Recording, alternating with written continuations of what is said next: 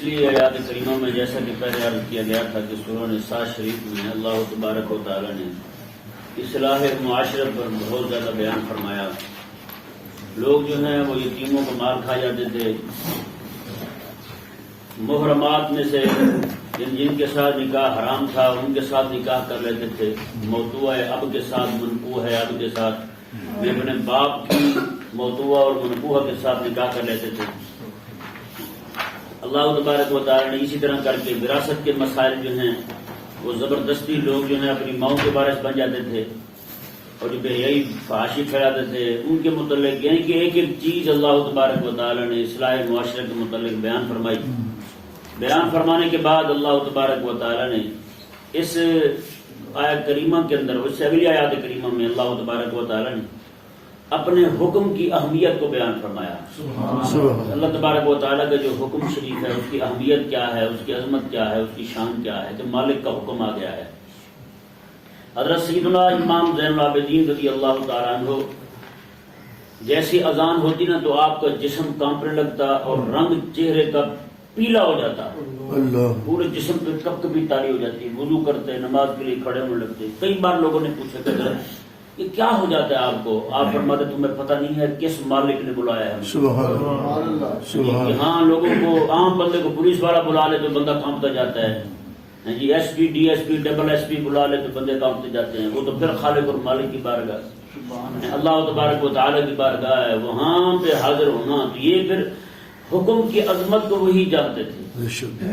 رب تبارک و تعالی کے حکم کی عظمت کو وہی جانتے تھے. رب تبارک و تعالی نے اپنے حکم کی عظمت بیان فرمائی. سبحان اللہ. اللہ تبارک و تعالی نے ارشاد فرمایا یرید اللہ لیبین لکم ویہدیکم. اللہ تعالیٰ تو یہی چاہتا ہے تمہارے لیے بیان کرے اپنے حکم کو, ویہدیکم اور تمہیں راستہ دکھائے ان کی سنتوں کا جو تم سے پہلے گزرے, جو تم سے پہلے لوگ گزرے, اہل اللہ گزرے, انبیاء گزرے, ان کے صحابہ گزرے, ولی اللہ گزرے.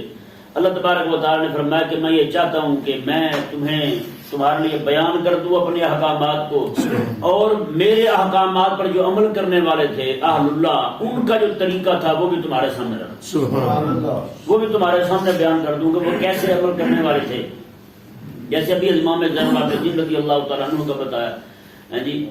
حضرت مائی صاحب ہیں حضرت رابعہ بصریہ رضی اللہ تعالیٰ عنہ حالت نماز میں 16-17 بار جو بچھو ہوتا ہے اس نے ڈنگ مار لیا. 16-17 بار ڈنگ مار لیا. نماز سے فارغ ہوئی تو مائی صاحبہ خادمہ جو تھی انہوں نے عرض کی کہ آپ نماز میں کھڑی تھی تو آپ اسے ہٹا ہی دیتی, چلو ہاتھ مار کے پرے جا گرتا. آپ فرماتی بیٹے رب کے حکم پر عمل کر رہی تھی, اپنا کام کرتے اچھی لگتی تھی, رب کے حکم پر عمل کر رہی تھی. جن کے نزدیک رب کا حکم بڑا تھا یار, رب تبارک و تعالیٰ کا حکم ہی ان کے لیے سب سے مقدم تھا. آج ہمارے لیے سب سے مقدم جو ہے نا اپنا نفس ہے. رب تبارک و تعالیٰ کا حکم ہمارے لیے مقدم نہیں ہے. رسول اللہ صلی اللہ علیہ وسلم کی فرمان برداری, حضور کی اطاعت اتباع جو ہے وہ ہمارے لیے مقدم نہیں ہے. رب تبارک و تعالیٰ نے فرمایا کہ میں تمہارے لیے اسی لیے بیان کر رہا ہوں اپنے احکامات کو, اور ساتھ ان کے طریقوں بھی بیان کر رہا ہوں جنہوں نے میرے احکامات پر عمل کیا ہے. اور عمل کیسے کیا ہے؟ سبحان اللہ.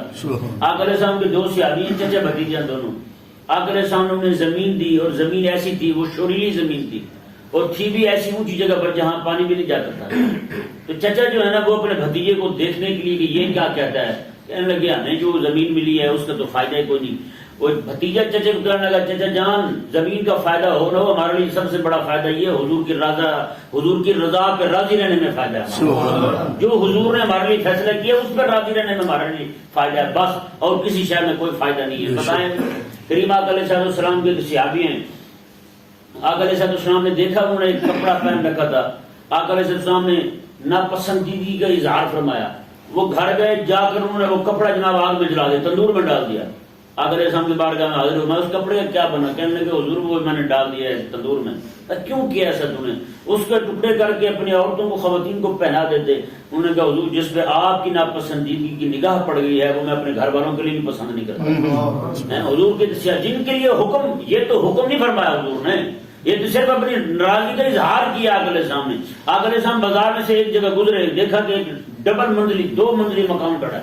آقا علیہ السلام نے پوچھا یہ کس کا ہے؟ انہوں نے کہا یہ فلاں کا ہے. کچھ عرصے بعد وہاں سے گزرے تو وہ مکان ہے ہی نہیں, پورا ہی نہیں ہے وہاں. پوچھا گیا کہ یہ کیا ہوا؟ انہوں نے کہا جی آپ نے ایک بار پوچھا تھا تو آپ کے چہرہ مبارکہ پر ناراضگی کا اظہار ہوا تھا، تو انہوں نے کہا کہ جسے حضور پسند نہیں فرماتے میں بھی پسند نہیں کرتا۔ بتائیں آج ہم دیکھیں اپنے آپ کو، یار ہمارے نزدیک کیا وقت ہے؟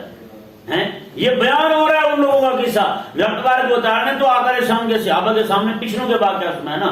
آج ہم تو خوش نصیب ہیں، ہمارے لیے ان کے واقعات بھی ہیں اور آقا علیہ السلام کی امت کے اجلہ بزرگوں کے واقعات بھی موجود ہیں جو انہوں نے حکم پر کیسے عمل کیا، انہوں نے حکم پر کیسے عمل کیا اور رب تعالیٰ کے حکم کو کیسے سمجھا ہے، وہ کس نوعیت کا اسے درجہ اور عظمت دیتے تھے رب تبارک و تعالیٰ کے حکم۔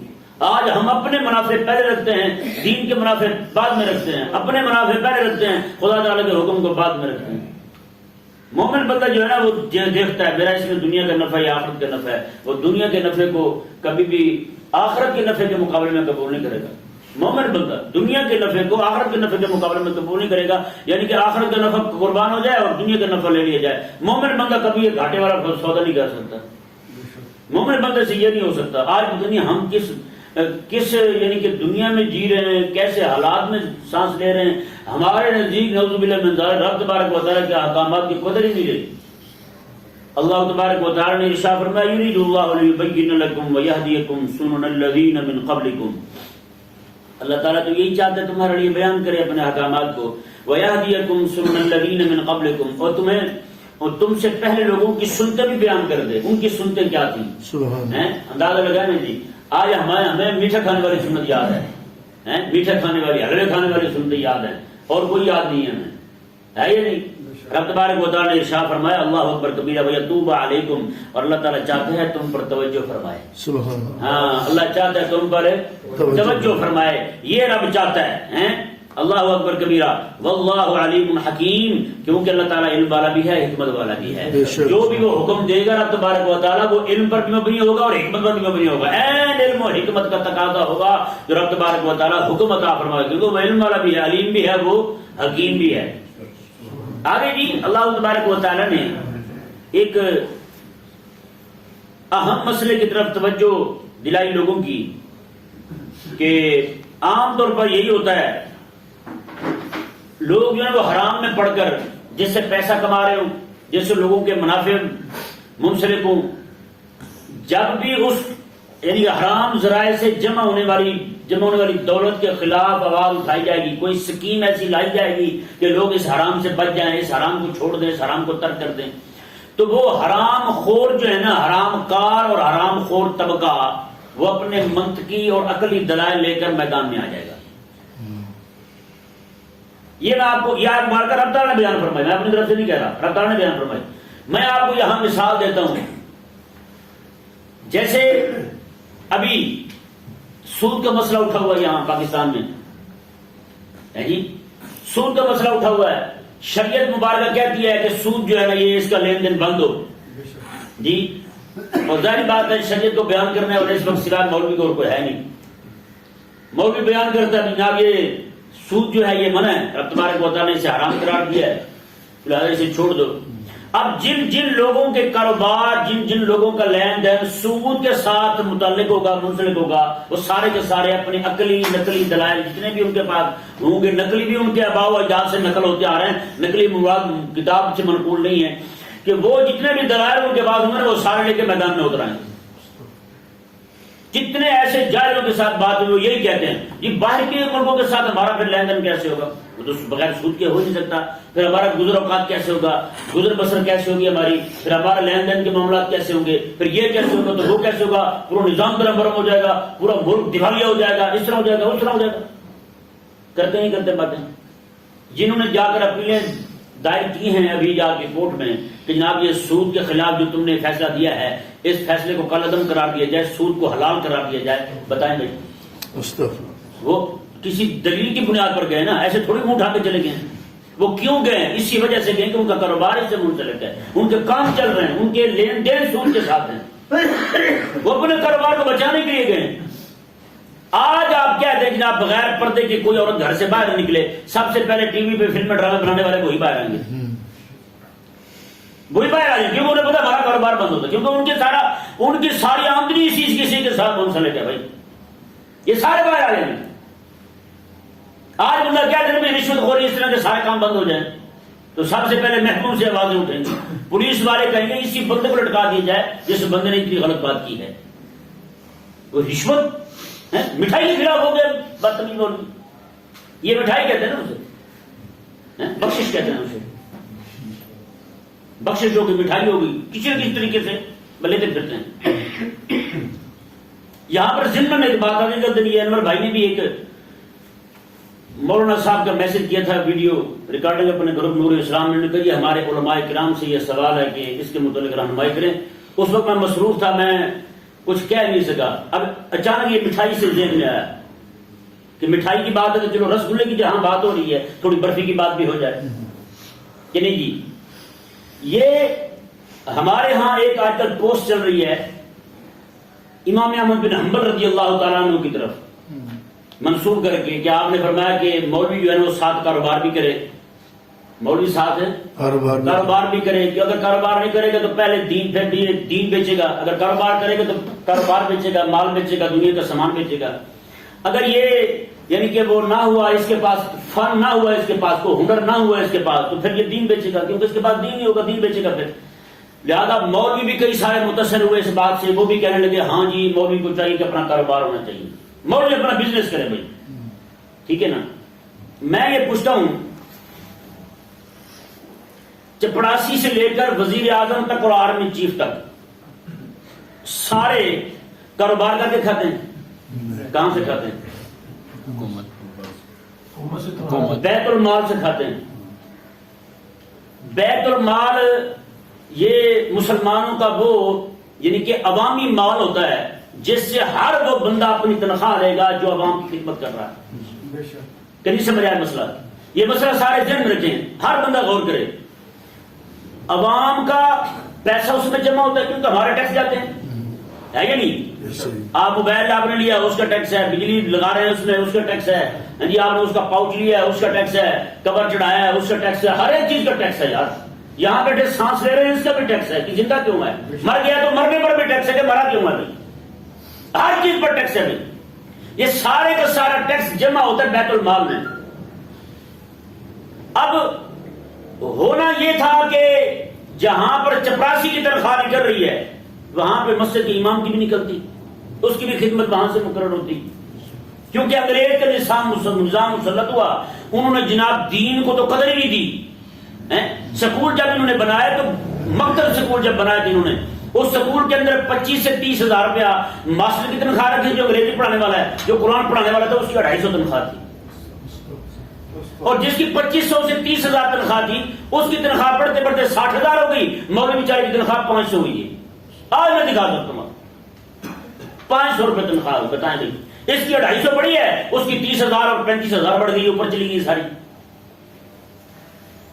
اب اس کا کام کس کا تھا کہ مساجد جو ہیں, مدارس جو ہیں, ان کو تنخواہ کون دے؟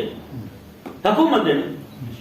نہیں, اب جس طرح کر کے یہ قرآن مسجد کی نماز پڑھانا یہ فی سبیل اللہ ہے نا بھائی, اس طرح کر کے جہاد کرنا وہ بھی فی سبیل اللہ ہے. انہوں نے لکھ کے کھڑا کیا ہے فی سبیل اللہ. یہ فوج نے, آرمی نے, ہر جگہ لکھا ہوا جہاد فی سبیل اللہ نہیں لکھا ہوا باہر. جہاں ان کے بڑے بڑے دفاتر ہیں, بڑے بڑے ان کی بلڈنگ ہیں, وہاں جہاد فی سبیل اللہ لکھا ہوا ہے. اگر مولوی نہیں لے سکتا تنخواہ تو وہ کیوں لے سکتا ہے؟ یہ مشورہ مولوی کو ہے کہ مولوی کمائے اور وہی کھائے, تو اسے کیوں اجازت ہے جناب وہ تنخواہ لے؟ اسے فوجی کو بھی کہا جائے فوجی صاحب آپ یہ دین بیچ رہے ہیں, جہاد فی سبیل اللہ ہے, جہاد دین ہے, آپ دین بیچ رہے ہیں. آپ نے تو کیا بھی نہیں جہاد پھر بھی بیچ رہے ہیں, کیسی بات ہے؟ آپ نے تو کیا بھی نہیں پھر بھی بیچ رہے ہیں, نہیں بیچ رہے.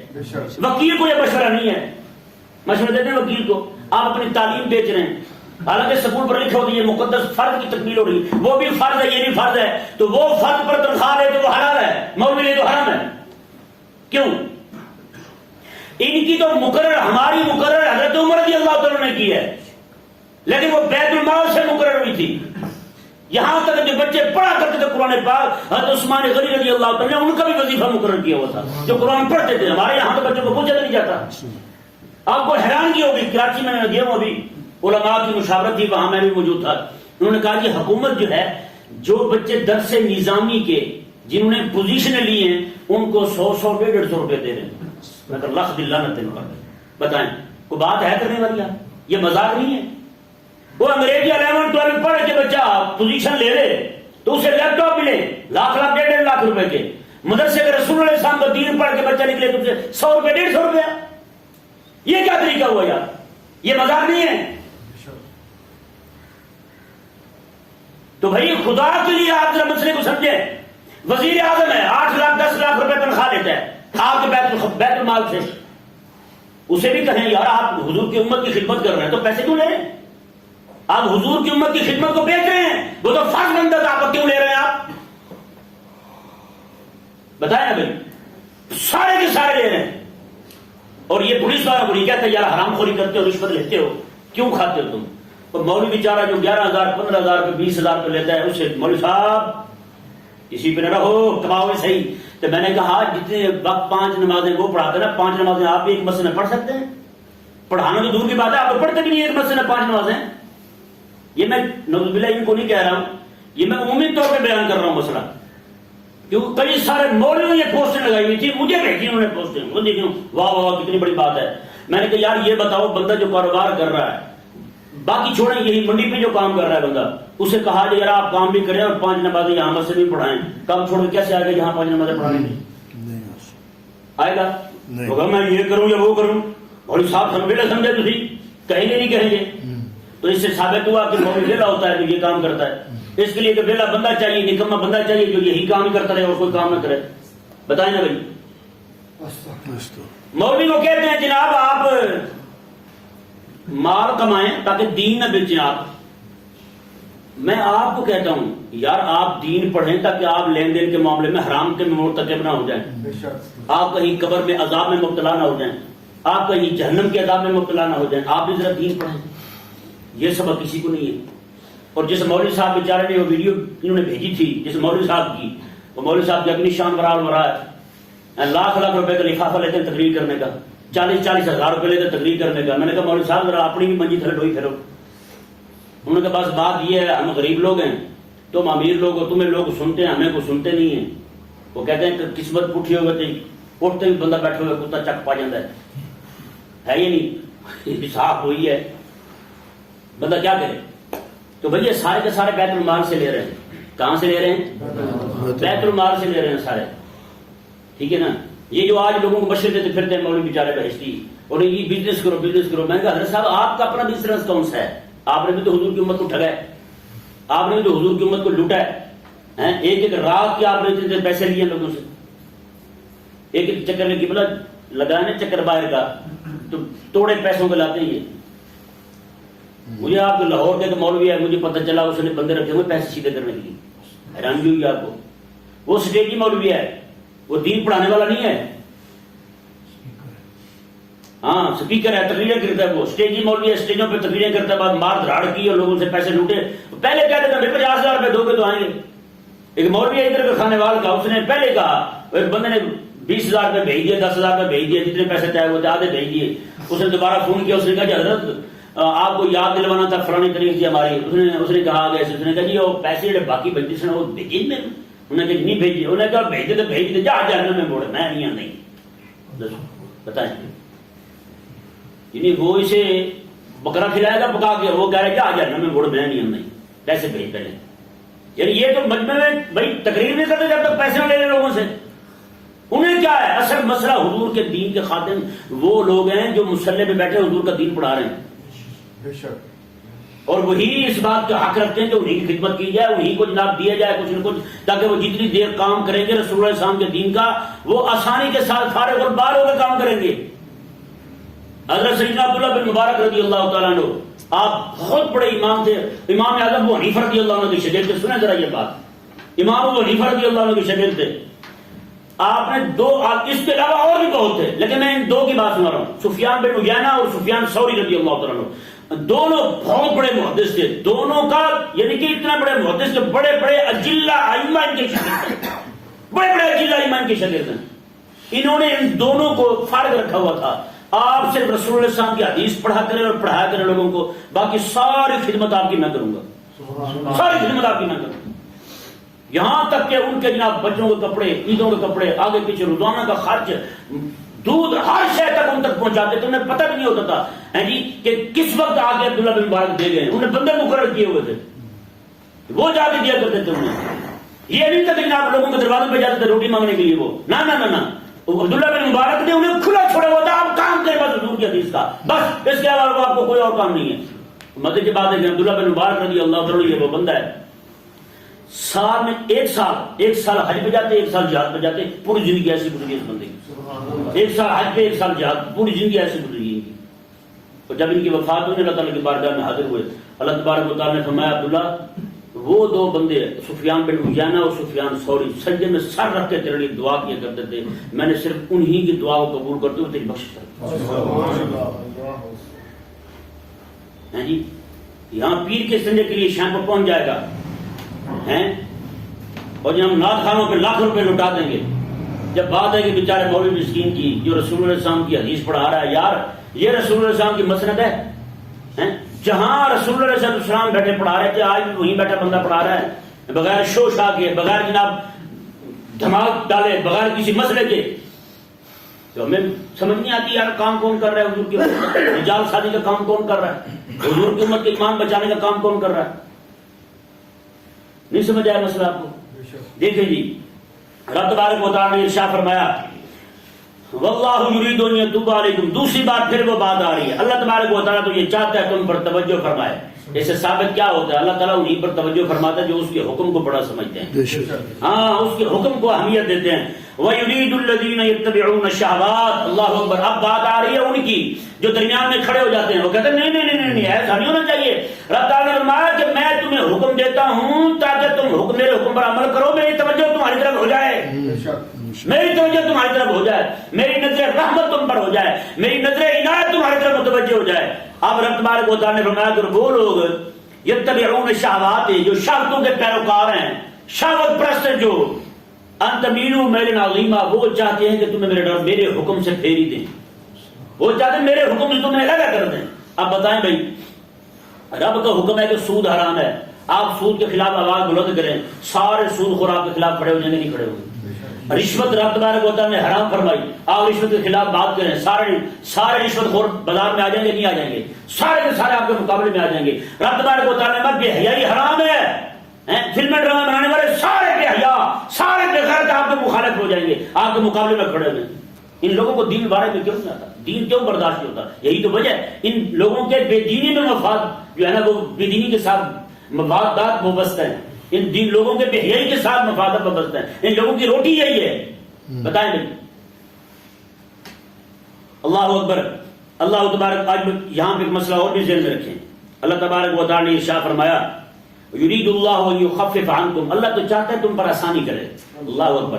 اللہ تم پر آسانی چاہتا ہے. دیکھیں یار نکاح دیکھ رہے ہیں، میں آپ کو دو مثالیں دیتا ہوں، ایک خوشی کی ایک غمی کی مثال دیتا ہوں. رب کیا چاہتا ہے اور ہم کیا چاہتے ہیں؟ رب چاہتا ہے یرید اللہ ان یخفف عنکم، اللہ چاہتا ہے کہ تمہارے سے آسانی کر دے، تمہارے لیے آسانی کر دے، تخفیف کر دے، حکم بالکل ہلکا لگائے تم پر. نکاح کے لیے رب تبارک و تعالیٰ نے کتنا لازم کیا ہے؟ صرف 2 گواہ. کتنے؟ 2.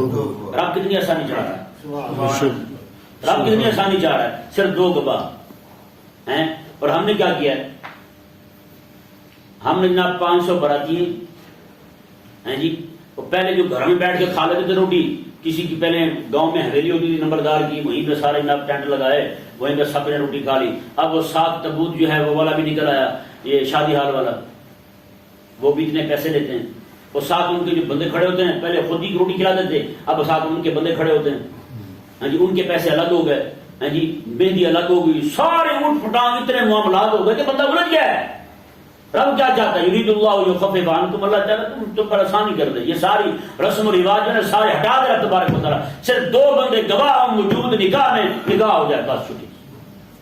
امام الانبیاء علیہ السلام کا نکاح ہو رہا ہے، آقا علیہ السلام کی سب سے زیادہ پیاری اور لاڈلی زوجہ کے ساتھ حضرت عائشہ رضی اللہ تعالیٰ کے ساتھ حضور کا نکاح ہو رہا ہے. اور پتہ کیا حضرت ابوبکر صدیق نے انتظام کیا ہوتا ہے، یار مکے کا بڑا تاجر تھا ابوبکر صدیق، اور نکاح کے لیے انتظام کیا کیا کھانے کا، لنگر کا. کتنی دیگیں بنی ہیں؟ صرف 1 پیالہ دودھ کا ہے، 1 پیالہ دودھ کا. ہاں جی نکاح امام الانبیاء کا، اور کھانے میں کیا 1 پیالہ دودھ کا، بس 1 پیالہ سے. کتنا آسان ہے نکاح. لیکن یہاں آپ کر کے دکھا دیں. لیکن یہاں وہی ہوگا جو اللہ تبارک و تعالیٰ نے فرمایا کہ آپ جب ان بے حیائی کی اور جناب رسومات کی سکیموں کو ختم کرنے کے لیے بات کریں گے نا تو یرید الذین یتبعون الشہوات، شہوت پر سارے درمیان میں آ جائیں گے، میدان میں آ جائیں گے. ایمانداری میں بات کو بندہ آج کھڑا ہو کے یہ سکیم شروع کر دینا بھائی نکاح میں صرف 2 بندے ہوں بس، سب سے پہلے شادی حال والے آپ کے مقابلے میں آئیں گے، پھر مسحری والے آپ کے مقابلے میں آئیں گے، سارے کے سارے کھڑے ہو جائیں گے، احتجاجات شروع ہو جائیں گے آپ کے خلاف، معاملات کھڑے ہو جائیں گے.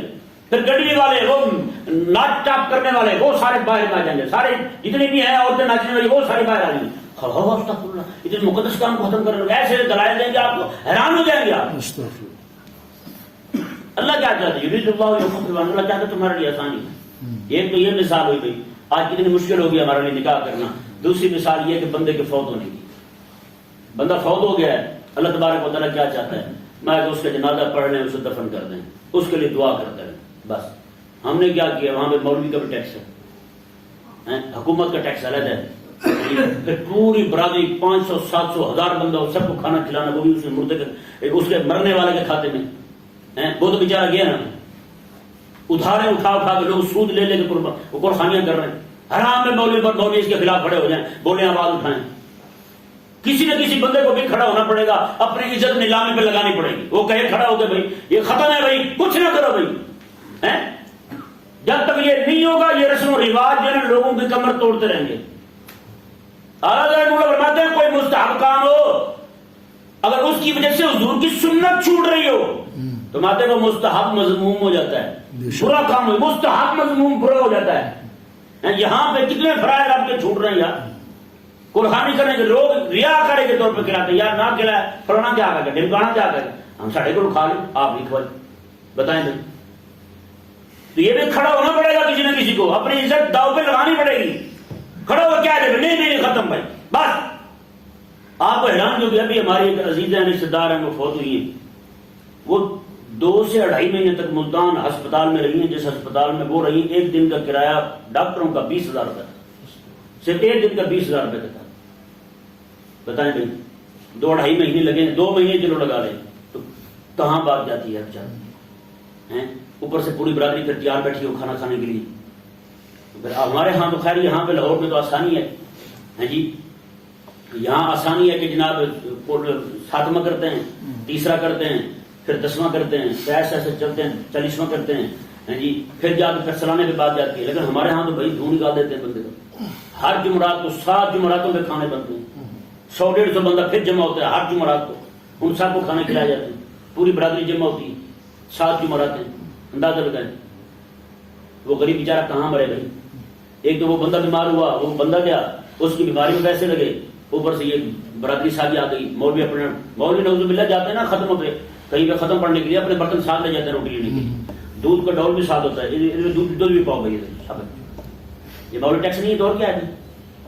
اب آپ کھڑے ہو جائیں اس کے خلاف بولیں سارے کلا لپانے باہر آ جائیں گے. میں بھی ٹھیک جی میں تو بڑا بغیرت بندہ ہوں، میں تو کبھی بھی جناب یہ کام بدلو نہیں دوں گا بھائی. کیوں بھائی ہمارا اس کے ساتھ روزگار ہم سے لے کر مولوی بڑا بغیرت ہے، تو اس کام کو بند کرنا چاہتا ہے تو کیوں بھائی. اللہ تبارک و تعالیٰ نے ارشاد فرمایا واللہ یرید ان یتوب علیکم، اللہ تو چاہتا ہے تمہاری طرف توجہ فرمائے. یرید اللہ ان یخفف عنکم، اللہ تو چاہتا ہے تمہارے لیے آسانی پیدا فرمائے. لیکن تم نے خود ہی اگر رسوم و رواج کے جو ہے نا وہ جھنجل اپنے گلے میں ڈال رکھے ہیں، تو ڈال رکھے ہیں، تو پھر تمہاری مرضی ہے کر دو. کیا مطلب بھوک دیں گے تو پتہ چل جائے گا مولویوں کو بھی کہ مولوی ٹیکس ہے، ملا ٹیکس ہے، فلانا ٹیکس ہے، برادری کا ٹیکس ہے، سارا دے دے کے بندہ تو بیچارہ مر جاتا ہے، کسی جگہ نہیں جاتا بندہ. وہ اللہ تبارک و تعالیٰ نے ارشاد فرمایا وخلق الانسان ضعیفا. اللہ اکبر، کیا کریم میں کرم کی حد کر دی. اللہ تعالیٰ نے فرمایا یہ میں آسانی اس لیے چاہتا ہوں کہ انسان ہے نہیں کمزور ہے، انسان کمزور پیدا کیا گیا ہے، میں آسانی اس لیے چاہتا ہوں میں کہ اس کے لیے آسانی ہو. بتائیں یار رب کے دین کو ماننے میں آسانی ہے یا ان مولویوں کے رسوم و رواج کو ماننے میں آسانی ہے؟ رب کے دین، رب کے دین کو ماننے میں آسانی ہے. بھائی آج بھی دعوت ہے ہماری طرف سے حضور کی امت کو آئیں حضور کے دین کی طرف آ جائیں، چھوڑ دیں رسوم و رواج کو، سب کو چھوڑ دیں. بس صرف ایک اللہ تبارک و تعالیٰ اور رسول اللہ علیہ السلام کی اطاعت میں بندہ آ جائے نا، میں کہتا ہوں قسم خدا کی آسانی ہی آسانی. یہاں تو پھر 3 دن بیٹھتے ہیں نا اور فاتحہ کرنے کے لیے کوئی بندہ فوت ہو جائے، وہاں تو 40 دن بیٹھے رہتے ہیں. کیا کرے گا بندہ یار بیچارہ، کمر توڑ کے رکھ دی رسوم و رواج ہے یار. 40 دن پورے بیٹھا ہے بندہ، ادھر سے منہ اٹھا کے آ رہا ہے فاتح، ادھر سے آ رہا ہے منہ اٹھا کے فاتح، بھئی اس نے کام بھی کرنا. بھی اس تو بالکل پانی بھی نہیں پلاتے، صحیح کرتے ہیں. 3 دن مسجد چ بہتے ہو کہ گھر کوئی نہیں بنا، چلو مسجد. وہی بھئی اب تو نعوذ باللہ میں نے کئی ساری جگہوں پہ دیکھا حکم بھی پلاتے ہیں. ایک بندے سے میں نے سنا وہ کہہ رہا تھا یار عجیب بے غیرت ہیں یہ فاتح پڑھ گئے ہیں بھورا کے اندر تو نہیں کہنا ہے وہ پورے تھے گئے ہیں اسی حکم بھی نہیں رکھے یار میرے گیس ہی ٹوٹ گئی. میں کہا تم نہیں گیس ہونے سے مرنا سی تو مرے جاندے نہیں تو وہ تو شربت شربت پی لیتے تو بھائی خدا کے لیے رسول اللہ صلی اللہ علیہ وسلم کی شریعت کی طرف آ جائیں، چھوڑ دیں سب باتوں کو، ٹھیک ہے نا. سب کا خیال زیادہ بھی کرنا، کسی کا دل کر رہا ہے نا رسول اللہ صلی اللہ علیہ وسلم کے دین پڑھنے والا مدرسے کے بچوں کو کھلا دیں. ہماری اماں بہت ہوئی ہیں وہاں بھی یہی مسائل ہیں اور نہیں یہ ہونا چاہیے وہ ہونا چاہیے. میں نے کہا میں تو کرتا نہیں، ٹھیک ہے. میں نے کہا میں تو کتاب میں لے کے علماء کو پہنچا دوں گا. الحمدللہ اب تک جو کتابیں میں علماء تک پہنچا چکا ہوں 5 لاکھ سے زیادہ کتابیں پہنچا چکا ہوں. سبحان اللہ. بتائیں یار یہ گلخانی کیسی ہے. ایک مولوی صاحب میں مفتی صاحب ہیں بہت بڑے بزرگ ہیں، ان کے پاس میں گیا کتابیں لے کے کافی سارا بنڈل اٹھا کے کہنے کہ یہ میں نے کہا جی ہماری اماں کی گلخانی کی کتابیں ہیں. بتائیں مدرسے کے بچوں کو دی انہوں نے، علماء کو دی، وہ سارے پڑھ رہے ہیں کتابیں، ان کی امت کو دین سکھا رہے ہیں. بتائیں یہ گلخانی ہے وہ گلخانی کے ملا پڑے کھا کے نکل جائیں اور سارے سائڈ ہو جائیں. تو اس لیے خدا کے لیے باز آ جائیں. اللہ تبارک و تعالی ہم سب کو سمجھنے کی توفیق عطا فرمائے.